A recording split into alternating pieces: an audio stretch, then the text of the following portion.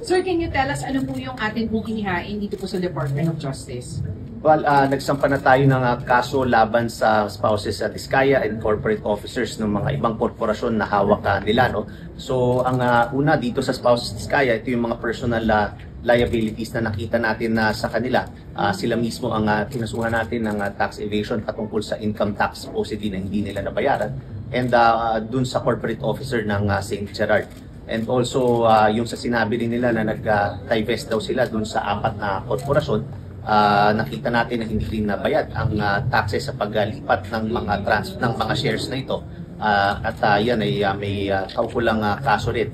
At yung pangatlo naman dun sa mga sasakyan na nakita natin na hindi bayad ang excise tax nitong mga luxury vehicles ng spouses sa Diskaya. Sir, magkano yung total at gaano po kahalaga yung amount po na yun?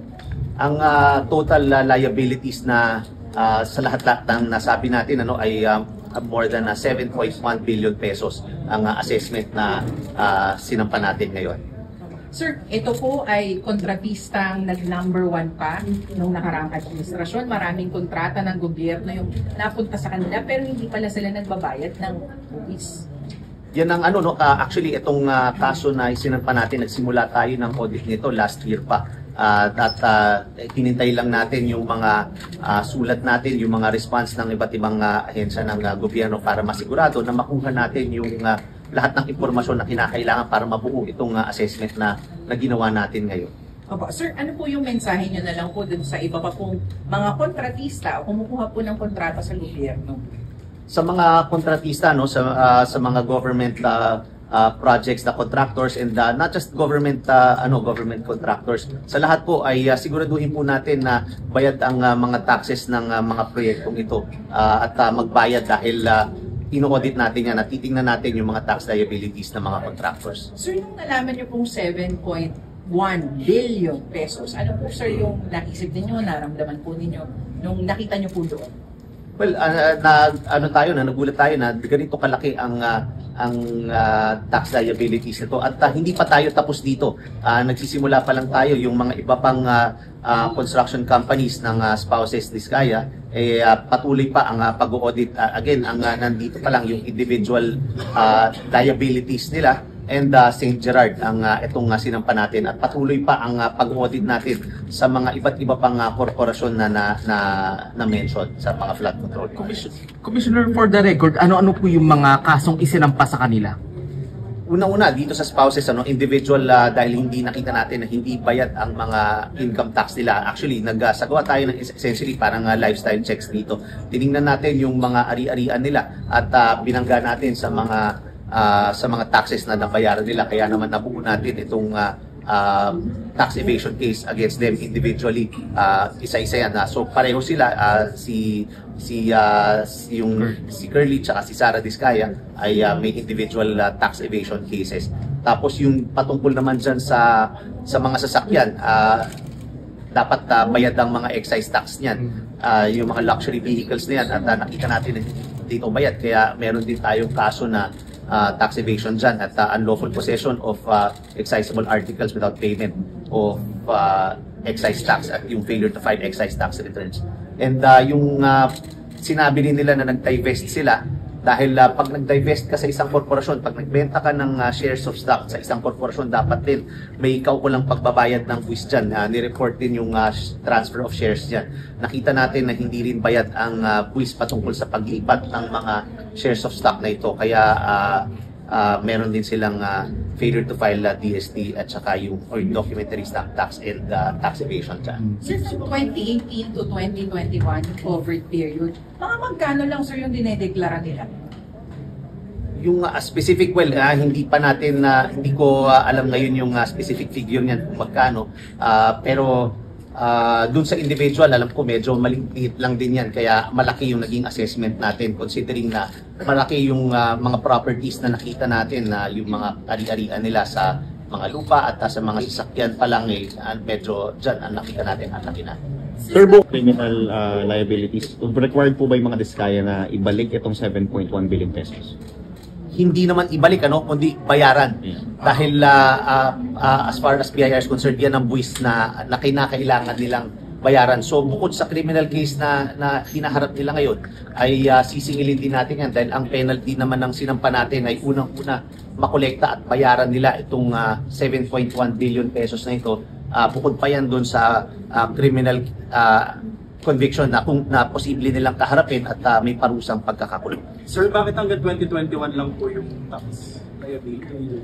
Ongoing pa yung yung mga ibang taxable years na tinitingnan natin. As I've said, nagsimula pa lang to at marami pa tayong tinitingnan. Ito pa lang yung nabuo natin na mga taxable years. Sir, last year tayo nag-investigate then ngayon lang tayo nag-file. So bakit po ganun katagal? Kasi nahihirapan tayo dahil medyo pasaway din unang-una binibigyan din natin ng due process na ganyan. So minsan hindi nila tinatanggap yung mga notices, so kinakailangan pa natin mag-resort sa mga iba't ibang paraan para ma-serve ito. So also sumusulat tayo sa iba't ibang ahensya ng gobyerno at marami tayong information na kinakailangan makuha at hinihintay natin yung mga sagot nun. So ganyan yung proseso na pinagdadaanan, hindi rin naman natin pwedeng i-shortcut yan dahil gusto natin na extensive at kumpleto yung magiging assessment natin. Sir, are we going to file another case sa ibang contractors aside from the discount? Yes, again, patuloy yung ginagawa natin na mga pag-audit at investigasyon sa lahat ng mga contractors, hindi lang sa contractors. Actually, nagko-conduct na rin tayo ng mga lifestyle checks sa iba't ibang mga personalities involved. Including politicians, sir? Kasama po yan sa titingin natin kung may makita po tayo. Sir, paano Diskaya po ay nag-a-apply para maging state witness sa mga kaso po sa flood control programs? Although ibang kaso po ito, hindi po involved. Isa po sa mga hinihingi ni Secretary Remulla, Ombudsman Remulla, ay yung restitution. Sa panig po ng BIR, ano po yung pananaw niyo po dito? Lalo na 7 billion yung pagkakautang po nila sa gobyerno. Sa amin naman po, wala po tayong, ang BIR po ay walang kinalaman sa pagiging state witness ng mga Diskaya po. Kung sino man ang mapipili nilang state witness, as far as we're concerned, hindi po saklaw yan dahil taxes po ang pinag-uusapan natin. So kahit na maging state witness sila, kinakailangan nilang bayaran itong buwis na to dahil hindi naman ito yung tinatawag natin na restitution from the crime na inisip na iba po yun sa nakita natin na tax liabilities po ito. So kinakailangan pa rin bayaran ito regardless of kung ano yung magiging status nila sa kasong kriminal na haharapin nila. Sir, pag nagbayad po ba ng 7 billion, mawawala na yung mga kaso? Not necessarily. Dahil as far as BIR is concerned, consummated na ang kasong tax evasion. So kahit bayaran yan, ay patuloy pa rin yung magiging criminal case na tutuloy pa rin ang pagtakbo ng criminal case. May deadline po ba kaya na dapat mabayaran yung mga liabilities nila? As far as deadline is concerned, ngayon June na talaga dahil may assessment na tayo. Kapag hindi bayaran yan, ay patuloy ang pagtakbo ng penalties niya.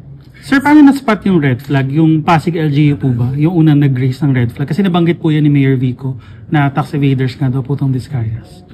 Well, may mga nagbigay ng impormasyon sa atin last year pero confidential kasi yan kaya hindi rin natin masabi kung sino yung nagbigay ng mga impormasyon. Sir, you mentioned earlier na hindi po tinatanggap yung notices ng BIR, kaya po umabot ng ganito katagal yung investigation. Ano po ba yung pwedeng gawin ng BIR sa mga ganong kaso, sir?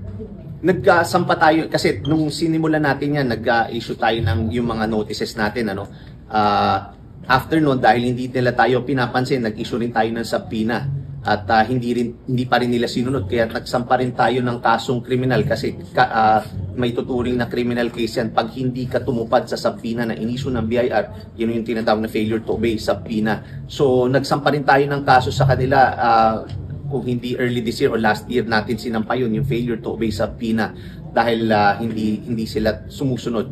So after nun, so kaya medyo yan yung mga prosesong pinagdadaanan ng assessment patungo dito sa pagsasampa natin ng kaso. Sir, sa investigahan po ba ng investigation ninyo, may lumalabas ba ng mga BIR personnel na liable, mga accountants, private accountants na responsible kung bakit hindi sila nagbayad ng ganito kalaking bills? Wala naman dahil ito diyan natin makikita yung proof ng pagiging substandard mga projects, ghost projects, ayan makikita lang naman natin yan dito sa mga dokumentong nakuha natin ngayon sa DPWH. Sir, clarification, yung sa corporate officer po, saan siya liable? Dun sa DST or even dun sa income tax, sa failure to pay dun sa income tax ng Diskaya couple? Saan siya included lang? Doon sa St. Gerard kasi again ang mga kaso natin tatlong sets, yung individual yung kay si Sarah, tapos meron din siyang si Curly at yung St. Gerard. So yung corporate officer doon sa St. Gerard siya na parte. Ano pong ginawa niya, sir, yung corporate officer? Kasi yung corporate officer na yan siya may hawak ng mga libro ng St. Gerard. So lahat ng ginawa na tax evasion connected siya, kasama siya sa kaso. So sa St. Gerard, pag pinag-uusapan natin na may kasong kriminal ang St. Gerard, ang pinag-uusapan natin dyan yung mga shareholders at yung mga corporate officers. So kaya natin sinasabi na yung corporate officers, yan yung kaso na dahil ang corporation wala namang hindi korporasyon yan eh. So ang nakasuhan talaga dyan yung spouses and yung corporate officer. Sir, isa lang po yun, yung corporate officer, accountant? Yes, siya yung treasurer. Sir, yan na po yung contractor yung sinisilip po ng PIR. Sa ngayon hindi, of course yung top 15 contractors pero tinitingnan din natin dahil itong mga top 15 contractors na to ay may mga joint venture agreements with other contractors. So nasasama din natin yan at tinitingnan natin yung mga proyekto na ginawa nitong mga joint venture consortium. Thank you.